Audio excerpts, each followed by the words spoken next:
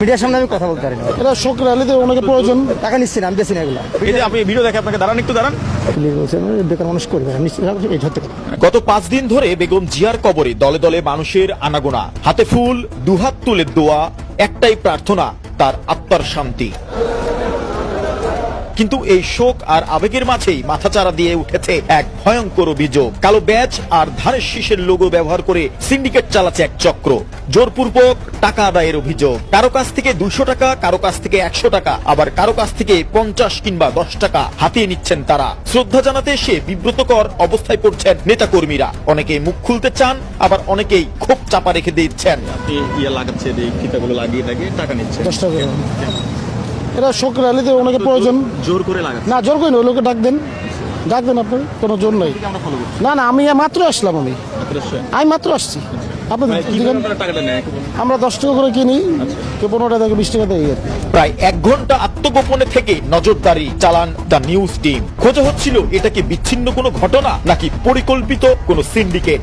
আর তখনই ধরা পড়ে রহস্যের মূল। সংবলিত যে একটা লোগো লাগাই দিচ্ছে। কিছু বলতে পারি না বিষয়। আমি বলতে পারি না কিছু। মিডিয়ার সামনে আমি কথা বলতে পারি না। একটু আমার সাথে কথা বল। না, আমি কাজ কিভাবে করি না। টাকাটা নিচ্ছেন? আমি কথা বলতে পারি না। আমরা তো দেখছি লোগো লাগাচ্ছেন। আর ভাই আমি কথা বলতে পারি না বিষয়। ভাই একটু বলেন আপনার নামটা কি? ভাই আপনি বাদ দেন না ভাই, প্লিজ। একটু বলেন, Please, সাথে কথা বলেন। আপনি যে লাগাই টাকা নিচ্ছেন ভাই কেন? প্লিজ বলছি আপনারা, ধরো ভাই। কয় টাকা নিচ্ছেন একটু বলেন তো। ভাই ভাই প্লিজ, আপনার প্লিজ বলছি ভাই। আপনি কথা বললে তো আপনার সাথে কথা বলি না, একটু বলে যান। আমি বলতে পারি না। কিভাবে টাকা নিচ্ছেন? টাকা নিচ্ছি না, আমি বেশি না এগুলো। আমরা তো দেখছিলাম ভাই। না, আমি বেশি না। আমি আমার দেখছেন বেচতে? হ্যাঁ, ভিডিও আছে না, আমাদের আমি কাছে। বিক্রি করি না। এই যে আপনি ভিডিও দেখে আপনাকে দাঁড়ান, একটু দাঁড়ান ভাই, একটু দাঁড়ান। এই যে ভিডিও দেখেন, ভাই শোনো, ভিডিও দেখেন।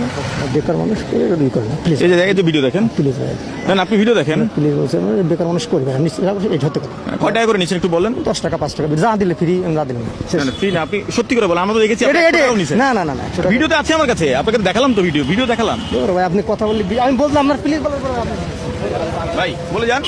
বললাম তো আপনার কথা বললাম না, 10টা 5টা যা দেয়। আপনি এভাবে টাকা নিচ্ছেন কেন? না, না, টাকা এটা কি বৈধ? না, জোর করে তো নিচ্ছি না। আপনি তো দেখলাম সরাসরি না, না। লাগিয়ে দিচ্ছেন। কারণ না, না, সরাসরি কারো আপনি তো লাগাই। জোর করে লাগাচ্ছেন ভাই। চোখে পড়ে কথিত সিন্ডিকেটের মূল হোতারা যেভাবে পারছে কালো ব্যাজ পরিয়ে ধানের শীষের লোগো দেখিয়ে জোরপূর্বক টাকা আদায় করছে।